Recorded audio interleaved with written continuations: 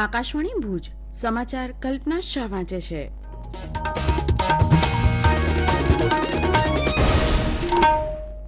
નમસ્કાર.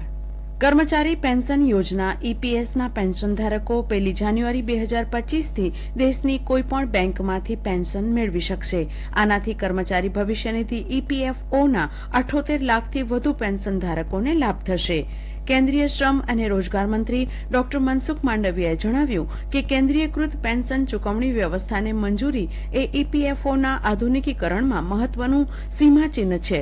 તેમણે જણાવ્યું કે દેશની કોઈપણ બેંક શાખામાંથી પેન્શનની ચૂકવણીથી પેન્શન ધારકોની વર્ષો જૂની સમસ્યાનો અંત આવશે. પેન્શન ધારકે પેન્શન શરૂ થતા સમયે વેરિફિકેશન માટે બેંકની શાખા પર જવાની જરૂર નથી અને તાત્કાલિક ખાતામાં પેન્શન જમા થઈ શકશે.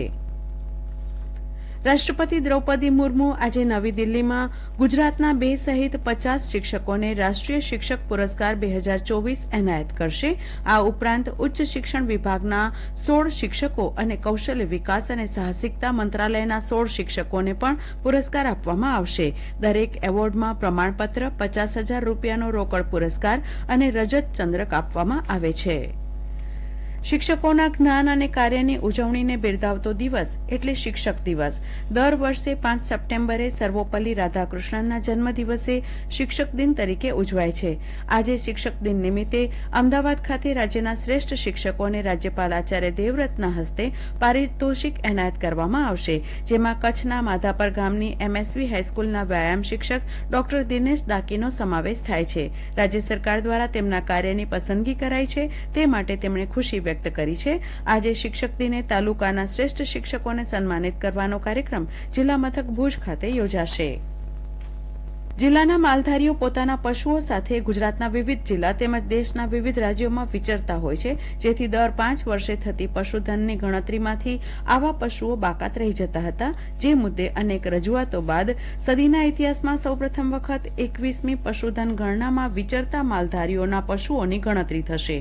કચ્છમાં 50,000 જેટલા માલધારી પરિવારો છે, જેમાંથી 7,000 જેટલા રબારી માલધારી પરિવારો ગુજરાતના વિવિધ જિલ્લા તેમજ મહારાષ્ટ્ર, છત્તીસગઢ, તેલંગાણા, આંધ્રપ્રદેશ સહિતના રાજ્યોમાં પશુઓ સાથે વિચરતા હોય છે. ત્યારે આગામી ઓક્ટોબરથી જાન્યુઆરી દરમિયાન હાથ ધરાનારી 21મી પશુધન વસ્તી ગણતરીમાં દેશની પશુધન વસ્તી ગણતરીના સદીના ઇતિહાસમાં સૌ પ્રથમ વખત વિચરતા માલધારીઓના પશુઓની પણ ગણના થશે.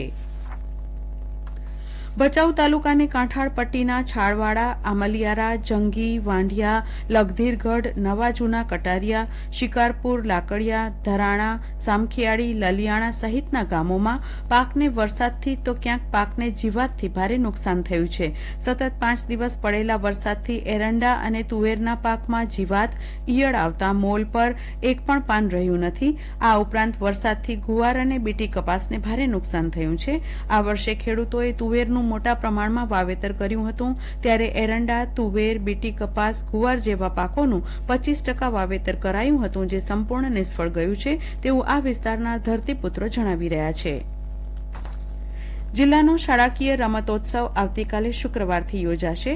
જિલ્લા રમતગમત અધિકારીની કચેરી દ્વારા જણાવાયા મુજબ રાજ્ય સરકારના sports authority of Gujarat Gandhinagar દ્વારા દર વર્ષની જેમ આ વર્ષે પણ શાળાકીય રમતોત્સવનું આયોજન કરાયું છે, જે અંતર્ગત ભારે વરસાદને કારણે મોકૂફ રખાયેલ રમતો આવતીકાલથી યોજાશે.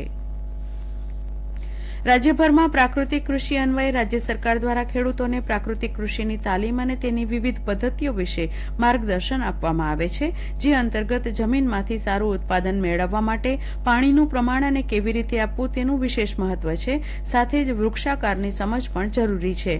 વરાપ અને વૃક્ષાકારની પદ્ધતિ વિશે રાજ્યમાં પ્રાકૃતિક કૃષિનું અભિયાન ચલાવી રહેલા રાજ્યપાલ આચાર્ય દેવવ્રતજી દ્વારા લખવામાં આવેલ પુસ્તક પ્રાકૃતિક કૃષિમાં સવિશેષ સમજ આપવામાં આવી છે. જે અનુસાર ડાળી, થળના ઘેરાવો મૂળ સાથે સીધો સંબંધ ધરાવે છે. ઘેરાવો વધારવા માટે મૂળનો ઘેરાવો પણ વધારવો જોઈએ.